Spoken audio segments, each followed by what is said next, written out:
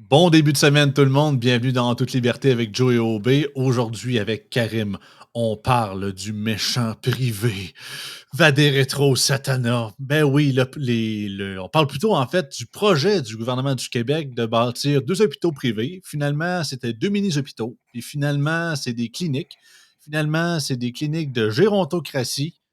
Finalement, c'est plus grand-chose. Fait qu'on en parle ce matin dans En toute liberté.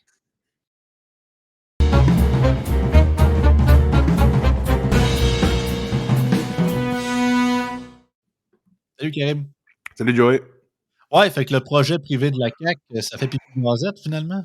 Ouais, exactement. Ben, on va en parler. On va discuter de ça, l'avantage, inconvénient, tout ça. Juste avant, ben écoute, je tiens à vous dire, là, je vais commencer là, avec un autre sujet, là, juste une petite minute. Écoutez, vous m'avez déçu, les gars. J'ai écouté, c'était une très bonne chronique, mais vous avez débattu un mythe complètement, toi puis Samuel Rasmussen. J'étais sur la route, je pense, c'est quoi, c'était lundi ou mardi passé? Lundi passé, ouais, c'était lundi. Lundi passé, puis là, je me suis dit, bon, j'écoutais un peu la radio, mais ça, c'est plate, là, je regarde un peu, mais donc on va regarder qu'est-ce qui se passe sur Patreon. Là, j'ai mis votre affaire, puis finalement, moi, j'avais un plaisir fou à vous associer à la droite ethnomasochiste. J'avais un plaisir fou. Je m'imaginais que quand vous arriviez chez vous, vous aviez un genre de gros cadre écrit MAGA en gros, que votre couvre-lit, c'est un gros drapeau des États-Unis, puis vous rêviez de la Floride à chaque jour, puis vous vous leviez pour détester le Québec là, chaque matin. Puis finalement, vous avez débattu ce mythe-là de façon très intelligente. Puis même si c'était bon comme chronique, ben moi, ça me décevait parce que ça me faisait beaucoup rire de vous associer à ça.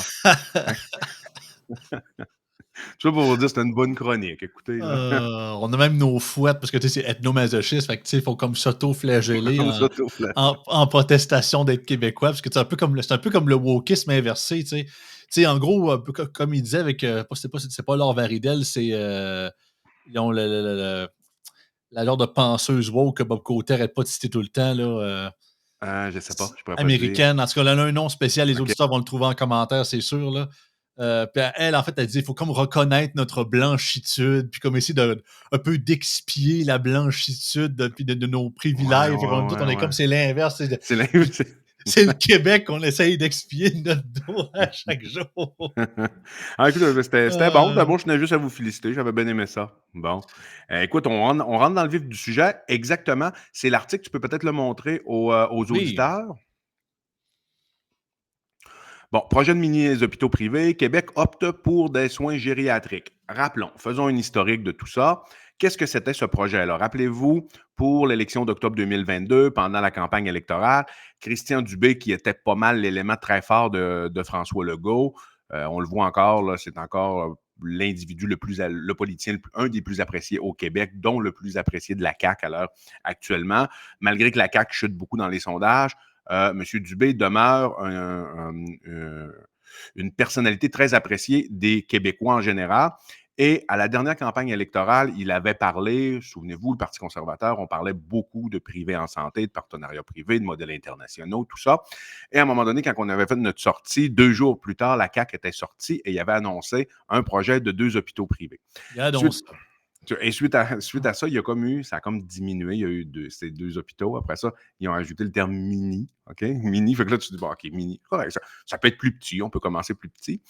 Après ça, c'est devenu ça va être 2 hôpitaux, 2 mini-hôpitaux, mais sans hospitalisation. Donc, Puis c'est là, pas des c'est hôpitaux. rendu des cliniques gériatriques de semi-urgence, sans hospitalisation. Bon. Le point, c'est pas que c'est mauvais comme projet. C'est pas que c'est mauvais. Moi, je trouve que c'est un bon projet en soi. Le problème, c'est que c'est pas ça, la promesse électorale. Ben, Donc, ça, mais tu c'est... sais, Karim, c'est comme si tu nous promets une tarte aux pommes, tu sais, fraîchement faite ou mettons, ben encore mieux, regarde, on va prendre un exemple de ton coin. Une bonne tarte au bleuet du Saguenay, tu sais, puis du lac Saint-Jean. Tu as fait maison avec la recette traditionnelle de la famille El Ayoubi à côté, puis tu m'as mis avec un casseau de bleuet. Ben, c'est bon, des bleuets, je mais cracherai pas là-dessus, mais c'est pas la tarte que tu m'as promis, tu sais. Fait que, tu sais, exact. Exact. C'est pas la tarte. Moi, je t'ai promis une tarte, puis j'arrive avec des bleuets. À un moment donné, tu sais, je pourrais arriver avec une tarte, puis je te dis en même temps, Joey, parce que je t'apprécie beaucoup, je te donne des bleuets que j'ai été cueillir. Là, tu vas dire, hey, c'est super. Ben ouais. Bon, c'est exactement. Donc là, on va regarder un petit peu pour les auditeurs, faire le décortiquer. Qu'est-ce qui était promis au départ, OK? Au départ, on parlait, c'est ça, d'une urgence 24 heures sur 24. OK? Donc, c'est-à-dire un hôpital avec une urgence 24 heures sur 24. On parlait de lits d'hospitalisation. Il y avait quand même un flou, puis moi, je ne les trustais pas trop à ce moment-là par rapport aux lits Moi d'hospitalisation, non parce que plus. là, parce qu'ils n'avaient pas annoncé qu'ils allaient faire une modification de la loi sur les services de santé et les services sociaux qui interdit des hospitalisations, des vraies hospitalisations, donc qui interdit des observations de plus de 24 heures. Donc ça, il n'y avait pas parlé. Donc moi, je trouvais qu'il y avait anguille sous roche par rapport à ça, mais c'était quand même ce qui était promis, lit Oui, mais t'as-tu d'hospitalisation. t'as-tu le feeling que s'il l'aurait fait, il aurait comme fait un genre de clause que ça aurait été juste pour ces deux-là, là? Tu Exactement, il pourrait le faire. Ça, il c'est pourrait, oui, j'ai oui. le feeling que s'ils se font pousser, puis si on réussit à les faire Ouais. retourner cette décision-là, les innocents, ils diront pas all across the board, ils vont dire: Non, «Non, non, juste pour ces deux-là». Le reste, les cliniques Lacroix, parce qu'ils ne veulent pas lui donner le gros bout du non. bâton, ils voudront jamais, là, bien C'est évidemment. ça. Mais au moins s'il le faisait pour ces deux hôpitaux-là, mais ça ne sera pas le cas. Et que lorsqu'on regarde, Non. Yuri Chassin parlait également en disant que c'est dans le but de respecter la loi. Bon, mais la loi, mais c'est quand même eux qui sont au pouvoir. Ils peuvent la modifier. Je veux dire, c'est pas écrit dans la Constitution canadienne, là. C'est écrit, c'est une loi provinciale, même pas une loi canadienne. Ça enfreint aucunement, même modifier cette loi-là n'enfreindrait d'aucune façon la loi canadienne sur la santé. D'aucune façon. Bon, donc, lit d'hospitalisation, ça avait été promis avec un bloc opératoire et que la carte RAMQ allait passer et que ça allait être des investissements privés. Maintenant, il y avait un gros point d'interrogation, ce que j'ai toujours questionné, puis on ne m'avait jamais répondu à l'époque, puis pas maintenant non plus, par rapport à quel va être le type de gestion. Est-ce que ça va être une gestion comme du faux privé, comme un GMF, ou est-ce que l'investissement est privé, mais la gestion est très centralisée publique? Est-ce que ça va être ça? Ça c'est ce que Dominique Moret appelle du privé domien. Est-ce que ça va être est-ce que ça va être du privé domien ou ça va être Ah, du. on a tellement peur, Karim. C'est effrayant, là. Mais tu sais, ça montre clairement, on va en parler plus tard, mais ça montre clairement que le fait que c'est comme été dégradé, puis dégradé, dégradé, ce projet-là, c'est qu'on a tellement. Tu sais, c'est comme un peu comme ouvrir, ben, c'est pas une boîte de Pandore, parce que dans ce coup-ci, ça nous aiderait, mais c'est comme on peut ouvrir la porte de l'enfer, puis comme, faut juste l'ouvrir un petit Je veux juste peu, là, tu l'ouvrir sais. une toute petite affaire. Une Et petite craque, là, parce que sinon, ça serait, hey, l'ouvrir au complet, ah là, ça serait l'enfer sur Terre, le Québec survivrait pas, tu sais, hey, des gens qui se feraient soigner dans un temps raisonnable, on peut pas se permettre de ça. ben non. Ça serait terrible. Et juste pour montrer aux auditeurs, après, là, après qu'on ait terminé de discuter de cet article-là, rapidement, on va montrer Oui. un vrai partenariat privé-public avec une vraie gestion privée. On va le montrer après. Maintenant, bon, ça, c'est ce qui avait été promis. Qu'est-ce qu'on a maintenant? Qu'est-ce qui a été respecté? La carte de RAMQ va passer. Donc, ça, check. Bon, Ça, c'est respecté, il faut le dire. good. Après ça va être des investissements privés. Ça, c'est ce que le ministre dit. C'est ce que Yuri Chassin dit également. Donc, oui, à partir de ce moment-là, investissement privé, ça veut dire que ce n'est pas l'État qui va payer la bâtisse. Ça veut dire que c'est des gens qui vont donner un cash down, aller emprunter à la banque ou payer 100%, mais ce ne sera pas l'État qui va payer les locaux. La carte d'assurance maladie va passer, les gens vont se rembourser avec une marge de profit, naturellement, ce qui est tout à fait sain, là, sinon ça te donne pourquoi tu t'investirais si tu peux faire zéro, si tu fais zéro profit. Là, donc, ces deux choses-là sont respectées. Maintenant, ce qui n'est pas respecté, c'est que, bon, premièrement, c'est destiné exclusivement aux aînés. OK? Ce n'est pas un hôpital général. On va en parler après ça. Je vais parler des avantages et des inconvénients que ce soit exclusivement aux aînés, puis de quelle façon moi je l'aurais fait personnellement. OK? Donc, destiné exclusivement aux aînés, ça, c'était pas supposé. Ça vient juste là, de sortir.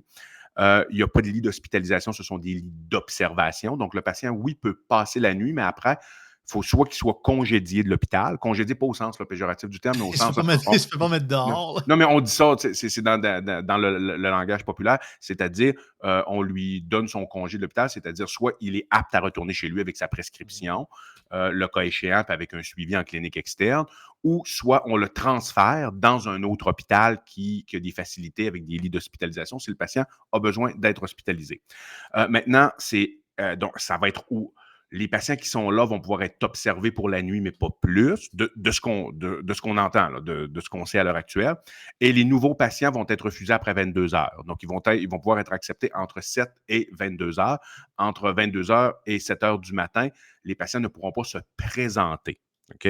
Donc, ça, c'est. Donc là, on n'est pas vraiment. On n'est pas dans un vrai hôpital. On s'entend, là? Tu sais, Ah non. d'appeler ça. Là, Puis le pire, Karim, je te promets, regarde, je me sens, on est là, ben, présentement, on est le 21, pour vous les auditeurs, c'est le 22. 21 avril 2024, je mets 5 piastres à la table que je te dis, dans 6 mois, un an, ils vont nous sortir un article pour dire que, ah, finalement, les cliniques gérontratiques privées, c'est pas si performant que ça, hein? Tabarouette, la quantité de morceaux de bois que t'as mis des roues, j'espère, même, on est quasiment chanceux que ça fasse quelque chose. c'est un peu le danger avec tout ça. C'est parce qu'à partir de ce moment-là, ça, si jamais. Puis je souhaite qu'il fonctionne, le projet, honnêtement. Je souhaite qu'il Ben oui, fonctionne moi aussi. pour la population. Puis au moins, c'est mieux ce que M. Dubé et M. Chassin proposent en ce moment. C'est pas mal mieux que ce que les autres partis proposent, c'est-à-dire l'Alliance, le QS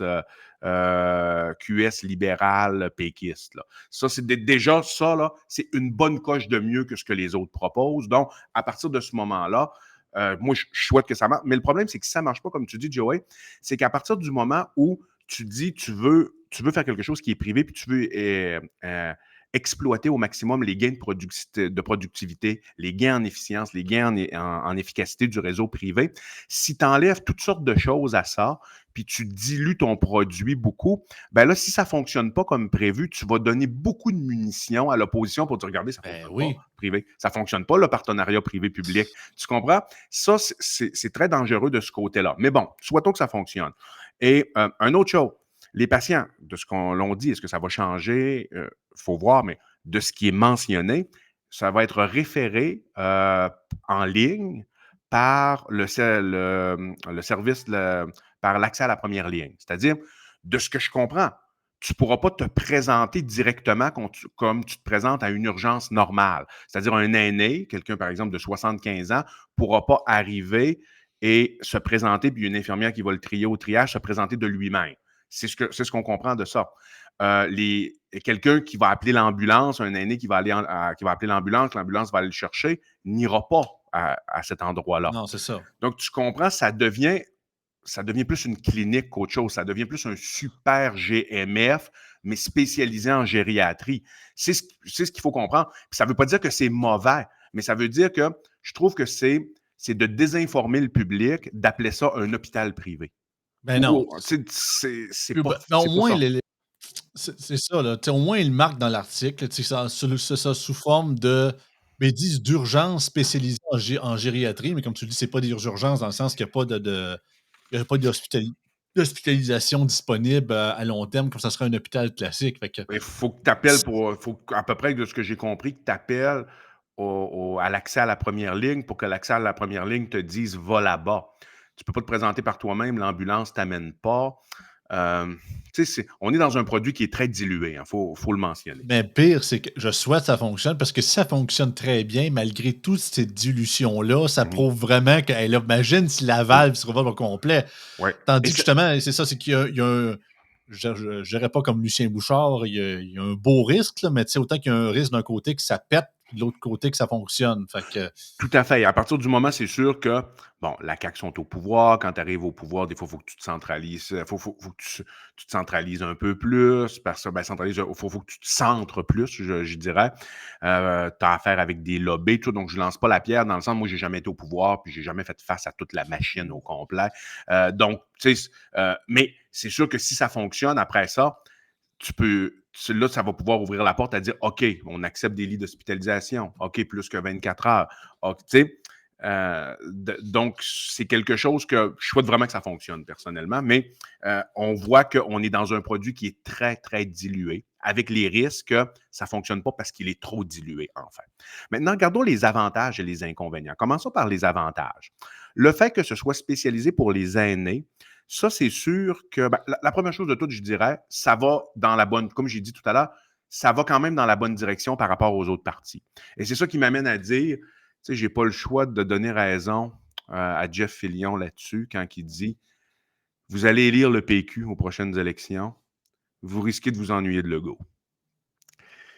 Parce que quand on regarde un peu les critiques, là, puis ça, j'en profite pour encourager vraiment les gens à lire les plateformes électorales. Lire les plateformes, lire les programmes, c'est beaucoup plus important que d'uniquement regarder des entrevues de 4-5 minutes qu'un chef va donner. Pas que le chef, il veut pas honorer sa plateforme, il veut pas honorer son programme, mais ça va tellement vite, les entrevues. Il y a souvent beaucoup de démagogie, il y a des questions qui sont souvent chargées. Et le chef, le porte-parole, n'a pas nécessairement le temps. C'est très rare qu'on va dire, regardez, M. Plamondon ou M. Duhem, expliquez-nous votre plateforme. Très rare qu'on va faire ça, là. Un petit peu en campagne, mais même à ça, les questions sont souvent chargées. Donc, et ce qui est intéressant c'est ça que mon expérience en politique m'a montré, c'est que la plateforme et le programme veulent dire beaucoup. Parce que c'est pas juste le chef, hein. C'est le chef, mais c'est l'ensemble de son organisation. C'est sa commission politique également qui travaille beaucoup là-dessus. C'est les membres, c'est les circonscriptions. Il y a un travail en profondeur qui démontre comment je peux dire, la philosophie du parti. Parce qu'un parti, c'est pas juste un seul homme, une seule femme ou 2, 3 porte-paroles. Non, c'est ça. Le programme, c'est les lignes de code du parti. Là. Le programme d'exécution, il y a comme un programme. Il y a tout un code source de base. Ben, c'est ça. Fait que tout est basé là-dessus. Là. Appelez ça comme une Ouais. constitution, les 10 Que, commandements, appelez ça comme vous voulez. Là. Fait que quand vous, tout est basé là-dessus. C'est ça que le chef peut se permettre de modifier, ou du moins par rapport à oui, l'actualité, ce mais qui est ça reste que normal. c'est. Il peut pas aller au-delà. Tu sais, si les membres du PQ décident justement, ben là, comme c'est le cas présentement, de vouloir bannir et d'interdire l'école privée, ben PSPP ne peut pas du jour au lendemain Non. arriver et dire qu'il est pour. Il Ah faut que non, ça aille en congrès, faut que la position absolument. change, soit votée et tout ça. Absolument. Fait que, Absolument. Ben, sinon, il va se faire clairer. Ils vont le ben, c'est clairer. ça. C'est ça qu'il faut comprendre, là. Donc, c'est quand même très important. La force des membres, dans un parti, c'est surprenant comment c'est fort et c'est surprenant comment le pouvoir du chef, les gens ont tendance à surestimer beaucoup le pouvoir du chef. Donc, juste qu'est-ce que le chef dit, ça ne vous donne pas nécessairement une idée exacte de comment le parti va gouverner s'il est au pouvoir. Les programmes, les plateformes, je ne vous dis pas que c'est fiable à 100%, mais au moins vous avez la tendance philosophique, idéologique d'un parti. Et c'est important de voir lorsque vous regardez, par exemple, le PQ, allez voir comme il faut leur ancienne plateforme électorale, allez voir dans leur programme. On est proche, un peu comme Éric dit, là, c'est-à-dire c'est pas mal QS avec moins d'immigrants. Là. Ça ressemble pas mal à ça. On n'est pas dans du centre-gauche. On C'est est ça, très, comme très, très à la gauche. question de la langue française aussi, Exact, exact. puis Exact. parce que Le c'est non, c'est ça. nationalisme, ouais. Tout ce qui est. Ouais, c'est ça. Parce que ça, parce que c'est souvent ça le problème avec les maudites idéologies politiques. Parce que les, la parole publique puis les médias traditionnels mettent tellement ça de clan gauche-droite alors qu'il y a 36 millions de nuances à faire. C'est Bob Côté, c'est un gars de droite nationale, mais économiquement, il est plus un gars de centre-gauche ou un centriste dans la vie. Là. C'est plus un genre de libéral, peut-être pas Ouais. libéral classique, mais Je- un genre de libéral social-démocrate. ouais, assez Tandis d'accord que avec moi. Je pense que oui. Le PQ, au niveau environnemental, au niveau économique, sont très à gauche, mais au niveau identité, nationaliste, langue, immigration, sont beaucoup plus à droite. Ah, bon, Fait que, oui, tu sais, tout à fait. C'est deux axes. On parle de droites qui sont complètement différentes. C'est vrai ce que tu dis. Tout à puis tu fait. vas, puis là, ils vont me dire, ah, mais ça s'égalise, Joey, donc ils sont de centre. Écoute, comme j'ai lisé Ça marche leur pas de même. programme, vous allez comprendre. Personnellement, je les mettrais, mais le PQ a toujours été comme ça. Peut-être, j'allais dire qu'ils sont un peu plus saucés à ça avec l'environnement, je serais prêt à vous le donner, mais le PQ a toujours été à gauche. Pas centre-gauche, pas extrême-gauche, à gauche. Ouais. Classique, vraiment, un peu comme parti de droite d'un côté, position classique finalement. À ce niveau-là, puis c'est pas nouveau. Là, ils ont été dans les autres partis par avant, les autres gouvernements aussi, Marois, anti-nucléaire, répétant de trucs, pro-syndical à côté. Fait qu'il n'y a rien de nouveau là-dedans. Là. Mais c'est ça, disons que c'est assez spécial d'un côté, parce que là, on partira pas le débat sur la souveraineté. On a fait un épisode complet, toi et moi, là-dessus, sur les Ouais. référendums et pas tant de trucs. Mais d'un côté, tu veux faire un pays, mais tu veux pas exploiter tes ressources naturelles. Tu veux quasiment juste taxer les riches puis faire de l'éco-fiscalité. Vous allez avoir de la misère à m'avoir vous m'aurez pas de votre base. Ben, c'est ça, là. Moi non plus. Même moi qui est souverainiste, je te disais que j'hésite, là. Je C'est un suis peu un ça. peu entre l'arbre qui vient entre l'arbre puis l'écorce dans ce Exact. sujet-là. Exact. Donc là, quand on est dans les avantages, ben, tu sais, ça veut dire que c'est un avantage qui est relatif. C'est que je pense qu'il est dans la bonne direction. Si on regarde dans la fenêtre d'Overton du Québec, là, je pense qu'on est quand même là, on est quand même dans quelque chose qui est beaucoup plus intéressant que ce que là. On est à droite de la fenêtre d'Overton de Québec, là, du Québec, là, tant qu'à moi, et on est dans quelque chose qui est intéressant, qui risque de faire, du moins, j'opte beaucoup plus pour ça que pour ce que tous les autres partis politiques proposent, naturellement, à part le PCQ. Mais tu sais, là, je vais te dire que je suis d'accord avec ma plateforme santé. Là, ça n'a pas vraiment de crédibilité, on s'entend. Là, tu sais, là, je suis ultra biaisé par rapport à ça. Mais si on prend les trois autres partis d'opposition, clairement, c'est un pas dans la bonne direction. L'avantage que tu peux avoir si c'est uniquement des aînés, c'est que tu peux avoir une qualité de l'acte qui est améliorée. Pourquoi? Parce que tu es dans un créneau qui est spécialisé. Ce qui fait en sorte que les infirmières qui vont être là vont faire beaucoup de gériatrie, les médecins beaucoup de gériatrie, les plateaux techniques, les préposés, tout va être orienté vers l'aspect gériatrique. Donc, ça ne remplace pas un hôpital général, pas du tout.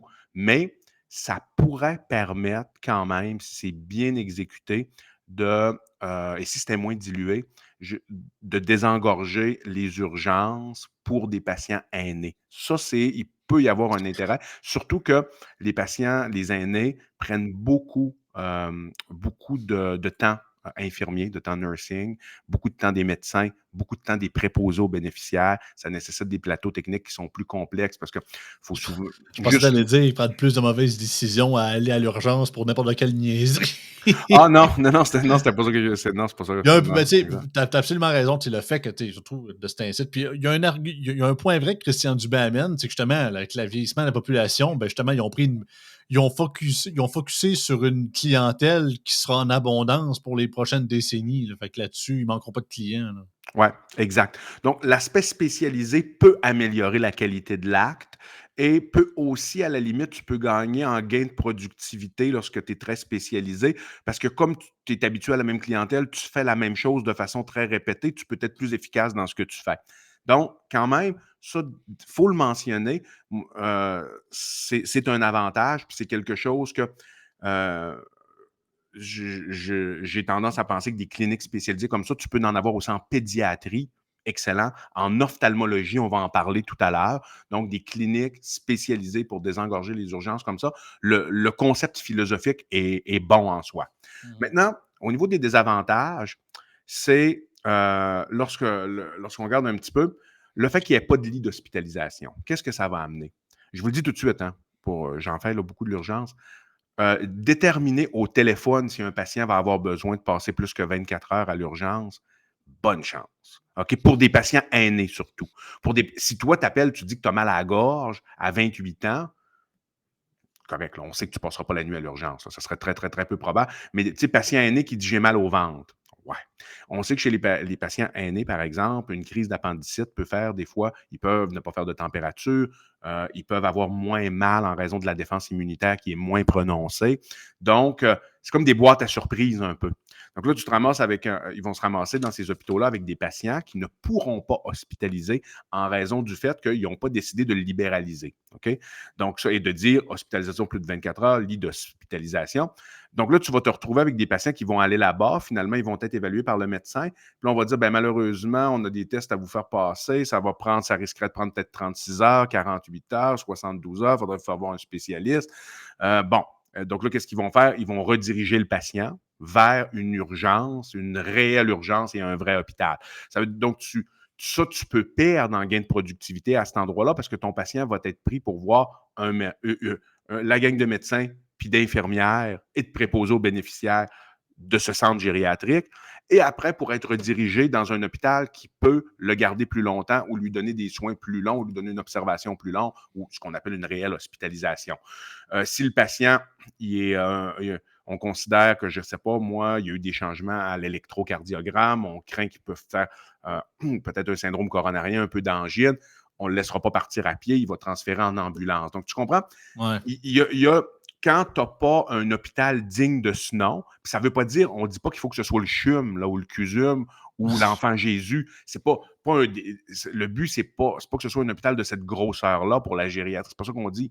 Mais faudrait que tu aies quand même quelques lits d'hospitalisation. Ça pourrait être 10, 12 lits d'hospitalisation, que tu es en mesure de garder les patients quelques jours.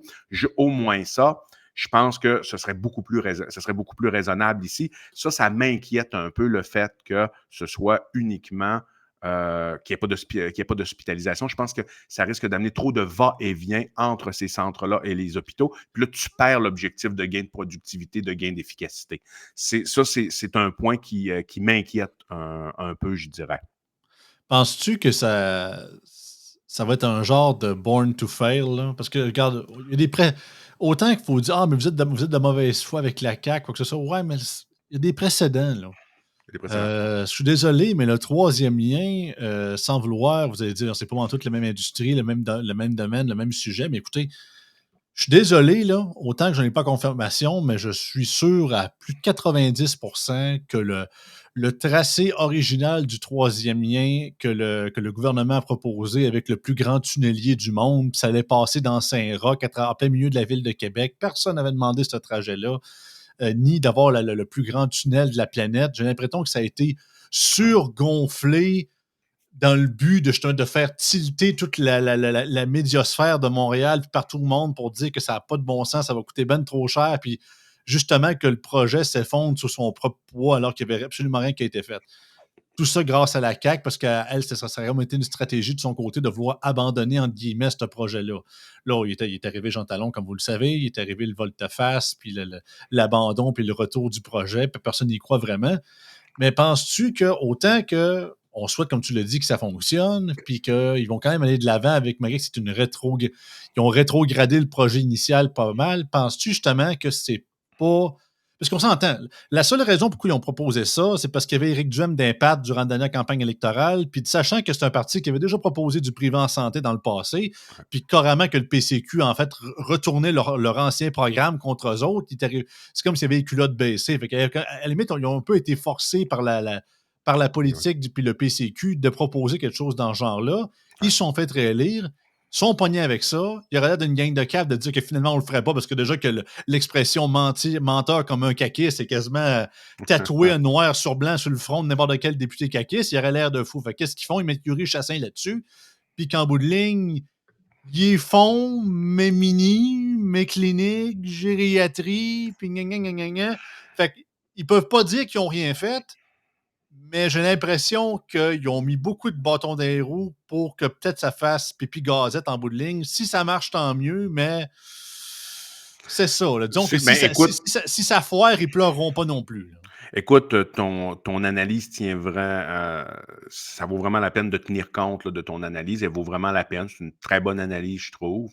Est-ce que c'est ça? On va voir. C'est sûr que ça donne un peu cette impression-là. Ben, Parce c'est qu'à ça, ça un donne. moment donné, à chaque fois que tu sais, tu fais une promesse électorale, puis tu diminues toujours les attentes, tu dilues constamment ton produit, puis quand tu l'annonces, ça se ramasse quelque chose qui est complètement différent de ce que tu avais. Tu avais fait une très bonne comparaison tout à l'heure, une tarte versus des bleuets ou une pomme versus une caisse de liqueur. Bon, tu sais, je veux dire, on est dans des produits qui sont complètement différents. Au moins qu'ils le gardent comme ça. Tu sais, je veux dire, au moins qu'ils ne diminuent plus les attentes. Sinon, tant qu'à ça, ne le faites pas. Si là, C'est vous ça. êtes pour encore downgrader par rapport à ce que vous présentez dans l'article de Radio-Canada aujourd'hui, si vous êtes pour encore downgrader, ben dites donc que vous voulez le statu quo à ce moment-là. Ben, j'ai l'impression que là, on est un peu dans la caricature et dans la politique fiction, mais mettons que ça aurait été QS qui était le gouvernement sortant, puis eux autres sont mettons, je sais pas, anti-pétrole ou whatever. Mais là, tu as la population qui en veut de l'exploitation pétrolière, tu as le PCQ qui est nargue. Là, ils proposent de créer, mettons, je sais pas, deux projets pilotes de plateformes pétrolières au large dans le Saint-Laurent, whatever. Là. Puis là, finalement, il arrive au pouvoir, QS se fait réélire, puis finalement, ça va pas être une plateforme, ça va être une station de pompage. Finalement, ça sera pas une station de pompage, ça va être un bateau qui va passer aux 2 semaines, pomper le sol. Puis, tu sais, c'est Oui, quasiment je comprends. ça un peu, là. Tu Ouais, sais, ouais. Ben, c'est ça, on caricaturise, mais ça ressemble un petit peu à c'est ça, ça. honnêtement. Et, donc, ça, c'est un des désavantages. Et autre désavantage ici par rapport à ça, puis je tiens, c'est pas le projet en soi sur le plan de la technicalité, mais ça, je pense que le fait que ce soit pas qu'ils ne respectent pas leurs promesses électorales, il faut que les gens au Québec développent une obsession, au moins une partie, là, une obsession à rappeler aux politiciens quand ils ne respectent pas Oui. leur promesse électorale. Parce que c'est Ça, pas les médias qui vont le dire. non, il faut vraiment. Puis si les médias ont de la pression pour que les gens le disent, ils vont finir que par le dire là, à un moment donné, Mm. puis ça va passer sur les réseaux sociaux. Mais il faut qu'il y ait une obsession de punir les politiciens qui ne respectent pas leur proposition électorale phare, on s'entend. Là, je dis, il ne faut pas être démagogique non plus, puis aller chercher le petit bout de page de la plateforme qu'ils n'en ont pas bien parlé, puis c'était une promesse, mais à un moment donné, on comprend qu'un gouvernement ne peut pas tout réaliser ses promesses, la machine est lourde, tout ça, mais ça, c'est 2 hôpitaux privés promis par la CAQ avec la carte d'assurance maladie qui passe. C'était vraiment une proposition qui était forte et qui était Oui. forte également au sein de leur gouvernement. Ils en ont parlé beaucoup. Ils ont mis beaucoup leur candidat vedette, M. Dubé, de l'avant avec ça. Ça, il faudrait que ce soit respecté. Donc, ça, c'est un point. Le fait qu'il n'y ait pas de gros désavantage, le fait qu'il n'y ait pas de salle d'opération. Parce que lorsque tu arrives dans une urgence, personne âgée qu'on a parlé tout à l'heure, mal au ventre, dirigé, on se rend compte, on y touche au ventre, son ventre est dur, on fait passer un scan ou une échographie, on se rend compte qu'il y a une appendicite. S'il n'y a pas de chirurgien, il faut que tu transfères le patient à un hôpital où est-ce qu'il y a de la chirurgie. Tu comprends? Fait qu'en gros, c'est un méga centre de diagnostic, mais qui peut pas faire grand-chose à part donner des pilules, mettons. C'est un peu caricatural, mais je comprends ce que tu veux dire. Ouais, Ben, dans le sens, c'est je pas comprends ce vouloir que tu veux dire. c'est pas Ouais, vouloir être ouais, péjoratif envers ces ouais, gens-là. J'assume qu'ils vont bien sûrement sûr, être moi. très compétents. C'est juste que je me dis, tu sais, c'est comme si, je sais pas, mettons, t'arrives, tu veux, t'es dans, t'arrives d'un lavoir pour laver ton linge, mettons, qui est public, mettons, laveuse sécheuse, ben, OK, il y a une machine qui te dit si ton linge est sec ou pas, ou s'il est taché ou pas, mais tu pas de laveuse, tu pas de sécheuse. Je me dis: «Ouais, mais tabarouette, c'est ça, à part me dire si mon linge est sale ou pas, c'est bien le fun, mais à un moment donné, il faut que je le lave, là», tu sais? Fait que c'est un peu ça, j'ai l'impression, hein. C'est pour ça que je le répète, là, c'est-à-dire, vous connaissez c'est quoi un GMF, là, un groupe de médecine familiale. Ouais. La majorité des gens savent c'est quoi. Il y a du bon avec les GMF comme tel. Il y a du bon, il y a du moins bon. Je pense que c'est un modèle qu'il faut qu'il persiste, le GMF. Mais on pourrait faire une chronique là, juste sur les GMF, puis je vous décortiquerai tout ça. Là.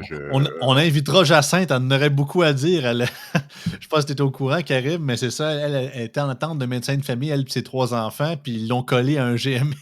OK, OK. Ouais, Puis avec le nouveau, ouais, ouais, ouais. c'est ça. Ça, c'est avec le PL15 puis avec C'est ça, la on en a nouvelle parlé, réorientation des patients avec l'accès à la première ligne. Ça, c'est ouais, exactement. Puis je vais y arriver j'y arrive ici exactement avec un mais des désavantages mais la joke, c'est que justement, c'est qu'elle a appelé à GM justement, le groupe de médecine, familiale, puis elle a demandé c'est comment je peux prendre un rendez-vous avec un médecin, puis qu'est-ce qu'ils ont dit? Il dit: «Appelez Info Santé». Ouais, mais ça, exactement. Ça, C'est capoté, là. ça, c'est un des problèmes comme tel. Par contre, il faut dire qu'en GMF, là, par exemple, au GMF, là, moi, mon GMF, on voit quand je suis au GMF, je vois 25 patients dans ma journée. Là. Ça veut dire qu'il y a du monde qui ont été soignés quand même. Ouais, ouais. Exactement, faut pas. Puis c'est pour ça que je ne veux pas tomber dans la démagogie puis dire tout est mauvais. Il y a des gens qui sont soignés. Là, puis moi, si j'en vois 25, puis mes autres collègues y envoient X à côté, puis on est 12 la même journée à travailler, ben, il y a quand même beaucoup de patients qui ont été vus et qui ont eu des soins. Par Oui, contre, absolument. exactement. Par contre, le modèle est insuffisant pour l'ensemble de l'ensemble de la population à l'heure actuelle. Et mais on reparlera de ça peut-être une chronique, Oui, pas de parce qu'il problème. y a beaucoup à dire sur les GMF. Il y a du bon, il y a du moins bon. C'est ça, mon but, c'est pas de dire que Ouais, c'est de la bullshit, c'est simplement de dire que justement, ils essaient de redistribuer les gens en liste d'attente partout, mais le problème, c'est qu'ils sont déjà pleins partout aussi. Fait que, c'est tu sais, ça, c'est ça. Ça, que ce soit GMF ou clinique médicale ou tel médecin, ben, c'est plus l'attente c'est nécessairement ça. que d'autres choses. Exactement. Et bon, un autre désavantage, c'est que les patients ne pourront pas se rendre eux-mêmes. Il faut qu'ils soient référés par le téléphone. C'est-à-dire qu'il faut que tu appelles au téléphone. De ce qu'on comprend, OK. tu ne peux pas aller, tu ne peux pas marcher ou prendre ton auto et aller là. Ben, ce qu'on comprend, là, est-ce que Christian Dubé va changer ça? Mais de ce qu'on comprend, la Hey. façon que c'est écrit, la façon que c'est présenté, pour y aller, il faut que tu appelles à l'accès à la première ligne et eux vont te dire si tu peux aller là, si tu te qualifies ou s'il faut que tu ailles ailleurs. C'est pas un hôpital, ça. C'est pas. Moi, l'urgence où est-ce que je Oh, travaille, je veux dire, il y a des gens qui sont référés par le 811 qui appellent et disent j'ai mal dans la poitrine. Ils disent OK, allez à l'urgence. L'urgence la plus proche de chez vous, c'est X urgence. Mais les patients peuvent venir eux-mêmes, puis les ambulances peuvent venir porter des patients. Ça, c'est une vraie urgence, un vrai hôpital. Donc ici, on est dans quelque chose qui ressemble plus, je me répète, à un gros GMF où est-ce que les patients vont pouvoir passer la nuit. Donc, tu sais, une coche au-dessus, une petite coche au-dessus d'un GMF, ça fait pas mal super GMF, cette histoire-là. Ça ne fait pas réelle urgence avec un réel hôpital. L'autre chose, point négatif, c'est euh, au niveau de la gestion. Est-ce que la gestion, pourquoi un GMF, ce n'est pas, puis là, je reviens à ça, est-ce que la gestion va être privée ou elle va être publique? De quelle façon? Un GMF, c'est vrai que l'investissement vient de l'investisseur. OK? C'est-à-dire, moi, par exemple, pour le GMF dont je suis propriétaire, c'est mon argent que j'ai mis dedans. OK? C'est les locaux, tout ça. Mais la gestion comme telle, on a les mains pas mal menottées. C'est une gestion qui est très gouvernementale. Tu comprends? ouais. On peut pas engager qui on veut, on peut pas décider. On a très, très peu de marge de manœuvre par rapport. Donc, c'est pas du privé. De dire que c'est du privé, si la gestion, tu n'es pas libre de ta gestion, ben, avec des standards de sécurité. Ça, c'est clair. Il faut toujours qu'il y ait des standards de sécurité. C'est là le rôle de l'État, c'est de mettre les grandes lignes puis de dire, par exemple, parce que le danger avec le privé, un des dangers, faut le dire, puis c'est pour ça que c'est important qu'il y ait un encadrement par rapport à la qualité de l'acte. C'est que si tu avais quelqu'un, par exemple, qui disait OK, on va à l'hôpital privé, on veut faire un peu plus d'argent, on amène moins d'infirmières, on amène moins de préposés, là, ta qualité de l'acte diminue. Tu comprends? Donc, il Mhm. faut que tu aies des ratios qui soient respectés, X nombre de patients, X nombre d'infirmières, X nombre de préposés. Tu comprends? Et ça, si ce n'est pas respecté, il y a des pénalités. Donc, ça te permet à ce moment-là euh, de de minimiser le plus possible les risques d'une chute de la qualité de l'acte en raison d'un aspect pécunier sous-jacent. Tu comprends? Donc, ça, mais si tu n'es pas libre d'innover, puis d'engager un peu qui tu veux, puis d'engager les infirmières que tu veux, puis tu es pris avec l'autre question, c'est ça va-tu être géré par les syndicats aussi? Est-ce qu'ils vont être obligés d'être syndiqués? Est-ce que ça va, ou est-ce que si les employés veulent se syndiquer, ça va être des négociations directement. Est-ce que ça va être des négociations avec le ministre de la Santé, puis ça va s'appliquer? Ce sera une catastrophe, là, tu perds tout l'intérêt.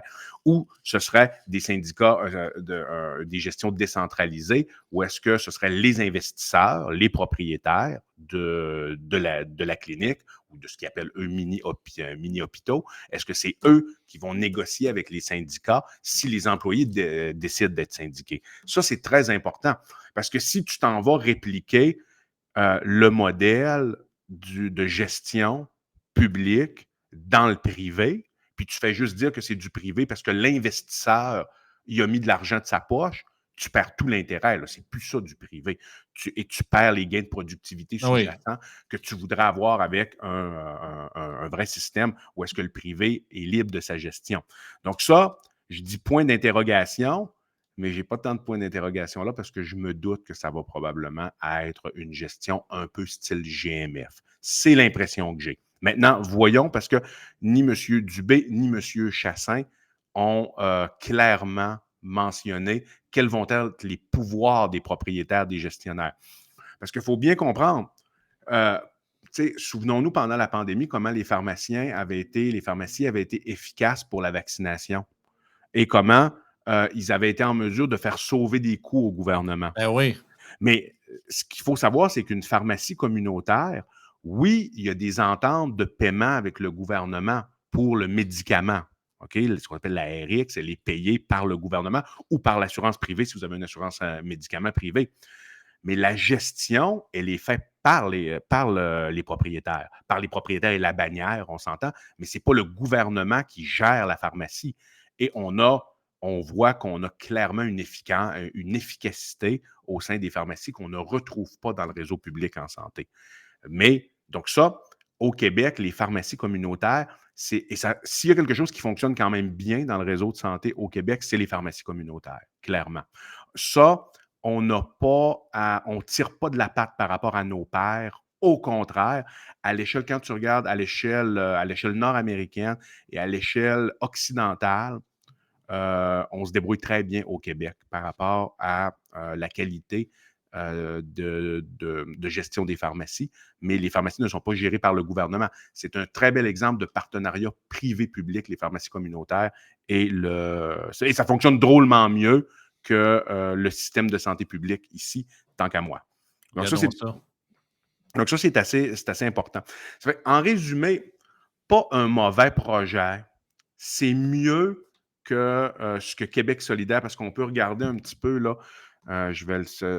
au niveau de l'article, je l'ai devant moi, je vais lire un peu quelles sont les critiques en opposition. Ah oui, Bon, le sous-titre, c'est marqué «Le mot privé résonne sur les bancs de le, l'opposition». le mot privé résonne sur les bancs de l'opposition. Ça, c'est vraiment le mot en P. Et c'est terrible. Donc, dans les rangs de l'opposition, le recours au privé en santé par le gouvernement en fait sourciller plus d'un, notamment le député solidaire de Rosemont, Vincent Marissal, qui constate que le réseau de la santé bascule de plus en plus vers le privé, alors que les besoins sont importants dans le système public. Moi, je ne veux pas croire qu'il va... moi, je ne peux pas croire qu'il va aller nous faire construire un hôpital privé ou une super méga clinique gériatrique privée à côté de l'hôpital Maisonneuve-Rosemont qui tombe en ruine. Bon, okay. Justement, c'est parce qu'il tombe en ruine qu'on construit un hôpital privé à côté. 1 plus 1 égale 2, mon cher Je Vincent. pense que c'est ça, mais tu sais, comment je peux dire? Euh, Québec solidaire, c'est un peu la base. Là. Même si tu leur montrais toutes les évidences du monde, là, même si tu leur mets là, des modèles comparatifs, même si tu leur dis, regardez, là-bas, ça fonctionne comme ça, si on le fait de cette façon-là, Tu sais, c'est à leur... il y a un feu, il y a un feu, disons, il y a un feu de la Saint-Jean ou un gros feu sur le côté. Il dit, viens, pourquoi ils construisent une citerne d'eau? Le feu a besoin de plus de bois. C'est ça, là. Et maintenant, le futur gouvernement, celui que tous les Québécois Oui, veulent élire, là, le futur gouvernement, les trois mousquetaires. au Parti québécois, le député Joël Arsenault s'étonnait qu'il faille construire des hôpitaux privés pour prendre soin des personnes âgées au Québec. Le secteur public s'est toujours occupé des personnes âgées et je pense que nous devrions investir. Donc là, ce qu'on comprend pour M. Arsenault, c'est que le système de santé, c'est un peu implicite ce qu'il dit, c'est toujours occupé des personnes âgées. Donc pourquoi il ne continuerait pas? C'est un peu un sophisme dans le sens que il faut que tu te poses la question, est-ce que il s'en est bien occupé? Est-ce qu'il s'en occupe suffisamment bien? Si oui, correct. Sinon, moi, je pense que non. À partir de ce moment-là, il faut peut-être essayer quelque chose d'autre. Et Dans la essayer tête, dans la tête de M. Arsenault, s'occuper, c'est-tu les placer dans des mouroirs et mourir quasiment dans leur. On va essayer d'être politique correct, on est juste lundi, là, mais mourir dans leur production sphincter et ben, en manque de vitamine D. C'est ça, s'occuper de nos aînés au Québec? c'est-à-dire, je pense que M. Arsenault est vraiment dans le modèle, il est dans l'idéologie, honnêtement. Oh. Je pense qu'il ne. Tu sais, State can do no wrong. C'est carrément ça. Là. ça ressemble un peu à ça, sérieusement. Et là, de ce que je comprends, c'est dit, si nous voulons investir dans les mini-hôpitaux, des cliniques ou autres, nous devons le faire avec des fonds publics pour le système public, a-t-il déclaré.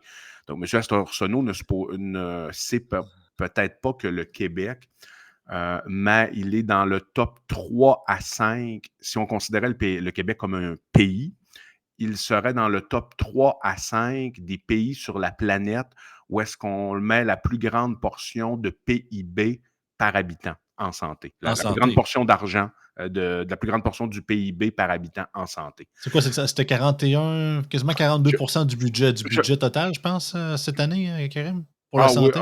le pourcentage du budget, il faudrait que je vérifie. Là, En tout cas, un petit je peu moins les de ai la les livres à moitié, côté. là. Ouais, C'était 48 exactement. là. Hey, Un c'est petit peu beaucoup, moins là. que la moitié, puis on est rendu à 62 milliards. Yeah. On est rendu à 62 milliards. 62 milliards. C'est quand même énorme. On C'est est pas un 1,1 milliard. milliard par semaine, juste pour Ouais. vous dire une idée, là. Donc, le problème, M. Arsenault, c'est pas l'investissement. Si c'était uniquement une question d'argent, on le saurait déjà.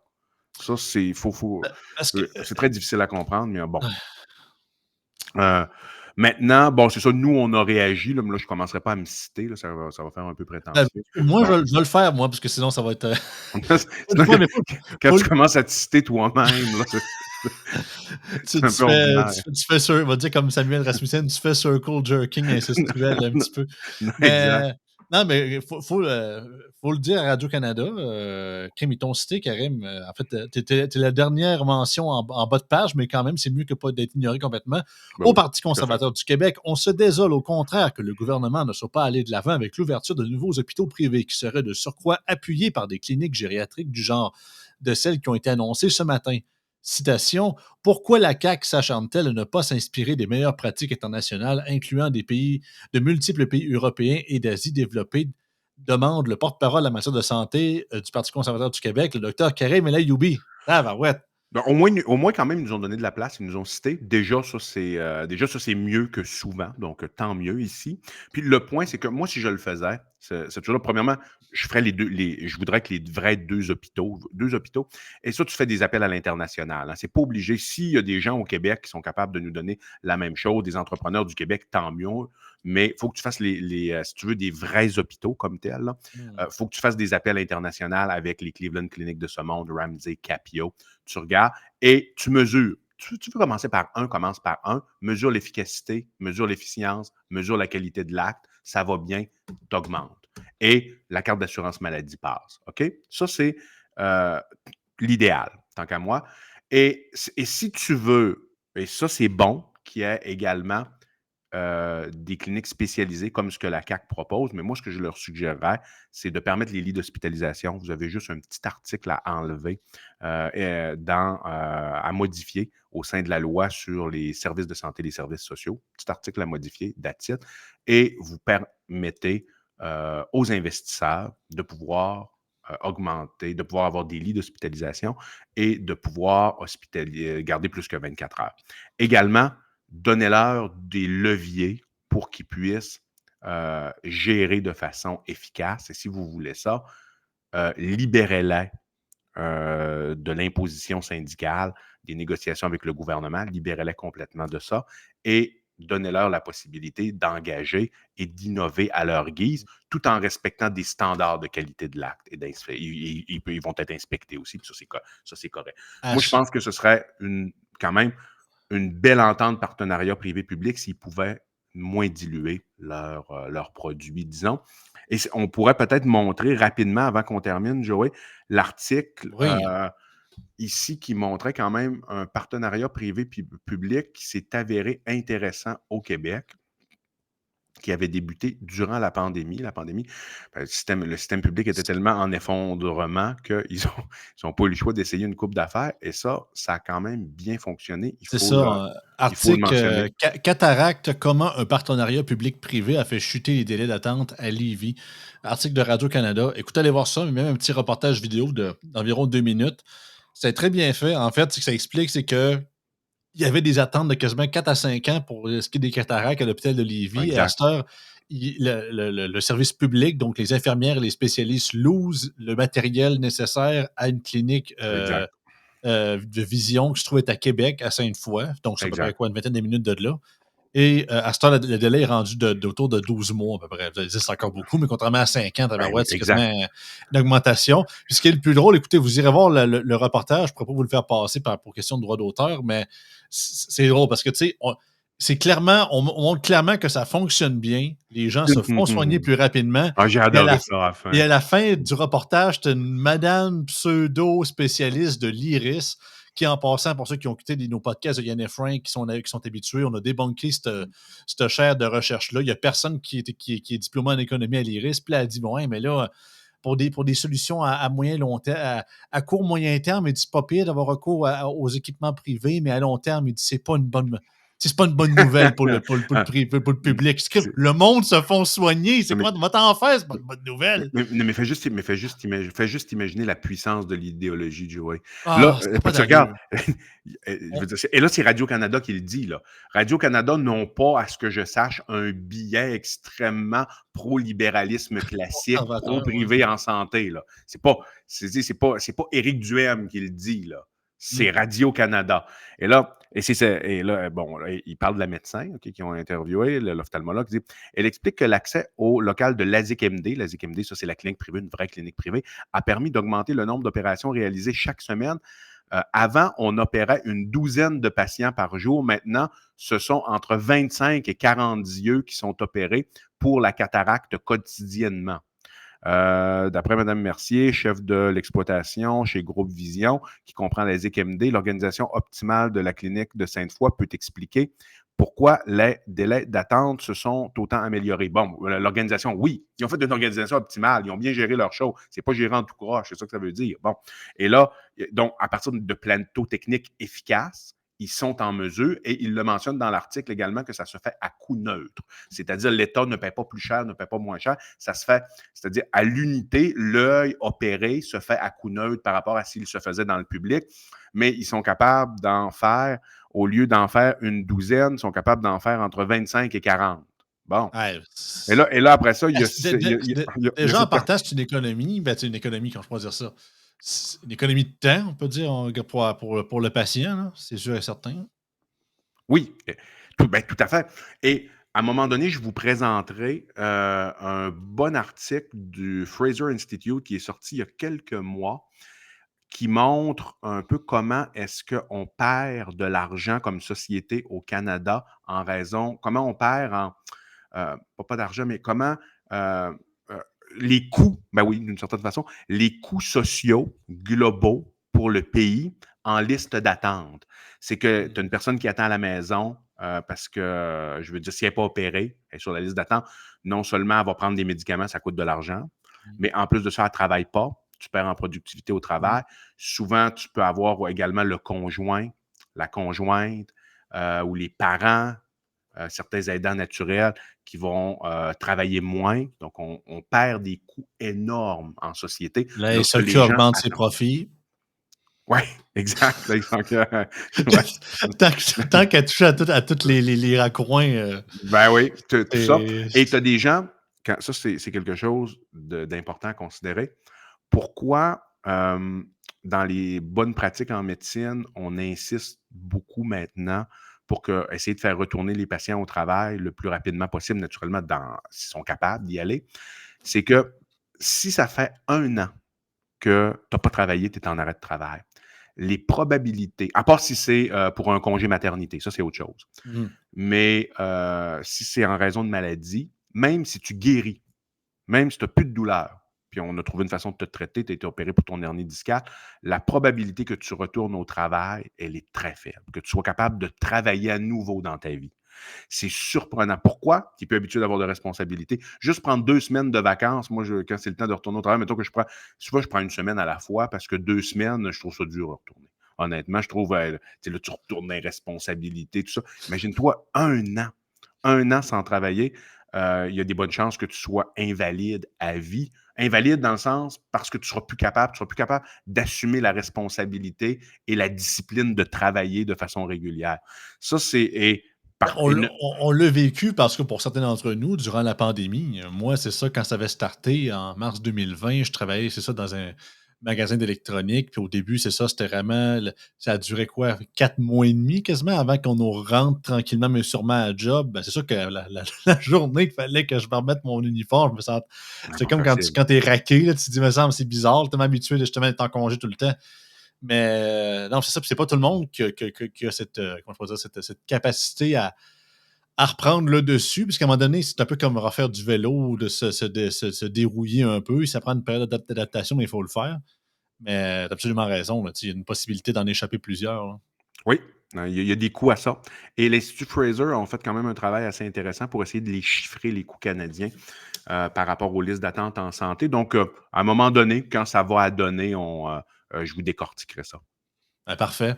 Écoute, Karen, merci beaucoup. Super intéressant. Puis, garde, faut bien en parler puis bien pointer ça du doigt parce que je pense pas que c'est nos chers partis d'opposition qui vont le faire. Au contraire, ben, c'est ça que je disais un peu avant d'enregistrer le segment. C'est que je pense que la seule raison pourquoi ils t'ont nommé dans l'article, c'est qu'ils se sont rendus compte que les commentaires de QS, du PLQ puis de PQ, c'était pas mal pareil. C'était pas mal pareil. Là, c'était peut-être plate un peu. Ils ont dit, ouais, on va peut-être avoir un peu de diversité. On va aller voir au PCQ. Ils disent, ah, OK, ben, eux autres sont tout le temps à l'envers des autres. On va les mettre. Peut-être. Parce que, tu sais, ils se font tellement critiquer de ne pas être neutres et indépendants que juste rapporter les propos des partis dits d'opposition à la SNAT, il se ferait taguer de ne pas être neutre parce que tout le monde pense du moment la même affaire. Fait que j'ai Exact. l'impression qu'ils ont comme pas le choix de nous rajouter. Mais regarde, tant mieux pour nous autres, tant mieux pour toi, tant mieux pour le Ben, PCQ et tout c'est aussi. assez important parce que je vais terminer là-dessus, là. C'est assez drôle. Ben, drôle et pas en même temps. J'écoutais, c'était Benoît Dutrisac avec Mario Dumont. À un moment donné, Benoît Dutrisac, il parlait un peu de ça, de la santé. Je pense que est-ce que c'était en lien avec les hôpitaux? C'était en lien avec le fait qu'il critiquait quand même Christian Dubé, puis il disait à un moment donné, Karim, à un moment, quand est-ce les urgences ont fait soigner, là? Ça n'a pas d'allure, Karim. il disait, il parlait à Dumont, puis il disait, oui, mais là, à un moment donné, le Christian Dubé, on lui a donné des gens, quand est-ce qu'on va voir les effets, tout ça, de son modèle. Donc, il commençait quand même à critiquer le gouvernement, mais là, il dit, puis Éric Duhem, lui, ce serait pas un bon sujet pour lui, la santé, comment se gérer les hôpitaux, ces choses-là. Il dit, là, ce qu'il dit, il devrait sortir de ses affaires de conspiration, puis parler de ça. Oh. Mais ce qui, Ta gueule, Bill Maher 2.0, là. mais ce qui, Le gars qui s'était fait. Tu sais, je dis Bill Maher parce qu'il s'était fait. Il faisait son podcast avec Rosenbar, puis 3 ans après la COVID, il savait pas c'était qui Klaus Schwab, puis il savait pas c'était quoi le World Economic Forum. Bill Maher, le gars qui a un show d'actualité Ouais. politique à chaque Ouais, semaine, il faut-tu qu'il ouais. soit riche et milliardaire, puis qu'il soit plus connecté sur le plancher des vaches? Tabarouette. Mais ce qui m'inquiète, et ce que j'ai trouvé désolant là-dedans, Joey, c'est que il avait l'air très sincère dans ce qu'il disait. Eh oui, qu'il est sincère. Juste la façon qu'il l'a sorti, c'est pas comme s'il y avait une intention, comme si c'était manichéen en arrière Non, de pas en ça. tout. Ne- C'est c'est- des Il vieux pense, qui. il pense vraiment, c'est-à-dire, Benoît Dutrisac avait vraiment l'air de penser qu'on parlait jamais du système de santé, qu'on n'avait pas de proposition en santé, puis qu'Éric, lui, ce qu'il faisait, là, je caricaturise un peu, là, mais il mandatait la commission politique d'investiguer sur une genre de cabale d'élite qui conspire dans les catacombes du Vatican avec des grosses capes rouges et noires. Ah, mais C'est ça. Mais ça avait l'air sincère, ça veut dire que Mais on est. pourquoi TVA est rendu en faillite? Comment ça? On doit couper avec des places. Je me rappelle, Éric Duhem avait été en entrevue à Dutrisac il y a près 4-5 mois de ça, puis il parlait de la crise des médias. Vous devez faire de quoi? Les GAFAM, les réseaux sociaux nous tuent, nous tuent. Il y avait 10 ans, il dit nous tuent, Chris de Gnochon. Tu sais, c'est des vieux. M'a dit que, parce qu'en passant, il s'appelle comme ça, lui puis Martineau, c'est deux vieux Chris qui radotent de sujets d'actualité, qui ne s'informent uniquement dans leur propre microcosme, puis avec ce que Radcan rapporte. Ils n'osent même pas aller voir des médias alternatifs, voir des podcasts, de voir ce qui se fait ailleurs, parce que les méchants Américains, après ça, sont surpris que les gens ne les écoutent plus. Si bonac. Ouais, moi, je serais pas si rough que toi, là, mais Non, parce que moi, je me rappelle, excuse-moi, mais moi, je me rappelle de Dutrisac parce que tu vas dire que justement, je faisais de l'ethnomasochisme puis je me flagellais. Durant la pandémie, je me forçais à écouter des segments de Cube Radio d'ultra-confineurs comme lui puis Martineau puis toute la gang pour me faire un genre de régime médiatique parce que j'écoutais Règne du Monde qui était justement je veux dire conspi, mais vous savez ce que je veux dire, là, qui étaient anti-mesures sanitaires. Je me suis dit, me forcer à écouter Cube Radio pour voir si leur narratif n'est pas un bon point. Puis je me rappelais que Dutrisac, il traitait ma génération à moi de petits bums puis de ouais. petites gangs d'innocents, de ne pas vouloir aller se faire vacciner. Vous êtes donc bien une gang d'incompétents, des petits Chris. Allez, vous ne voyez pas que vos grands-mères sont en train de mourir. Allez vous faire vacciner pour soigner le monde. On attend après vous autres. Je me rappelle en sacrament de ça. Mais non, là, tout est parlé, tout est oublié. Ah non, pour moi, ce gars-là, là, Mais c'est ce ça. ce qui m'a surpris là-dedans, c'est que à un moment donné, il me semblait, je dis pas qu'on est parfait, là, mais il y a quand même un sujet qu'on a parlé beaucoup, qu'on a fait beaucoup de Eh podcasts oui. là-dessus, qu'on a. T'as fait une conférence de presse en avant de C'est- ton hôpital on durant en la a campagne parlé. électorale. Les gens peuvent être en désaccord. Il y a des chroniqueurs qui peuvent être en désaccord. Il y en a qui peuvent être en accord. C'est bien correct.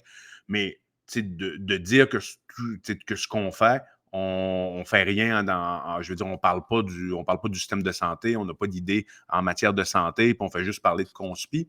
C'est qu'à partir de ce moment-là, je trouve que ça devient lourd, puis ça devient toujours la même cassette, revenir avec les mêmes choses, puis dire, et moi, ce que j'aimerais, c'est que ces gens-là, avant de nous cracher dessus comme ça, qu'ils prennent la peine au moins d'aller lire le programme. Puis Ben, c'est ça. s'ils trouvent que le programme n'est pas bon, ben qu'ils le disent, qu'ils trouvent qu'il n'est pas bon, mais au moins qu'ils aillent voir le programme. Là. Puis, C'est un peu ce que je voulais dire par rapport à ce que j'ai entendu l'autre jour.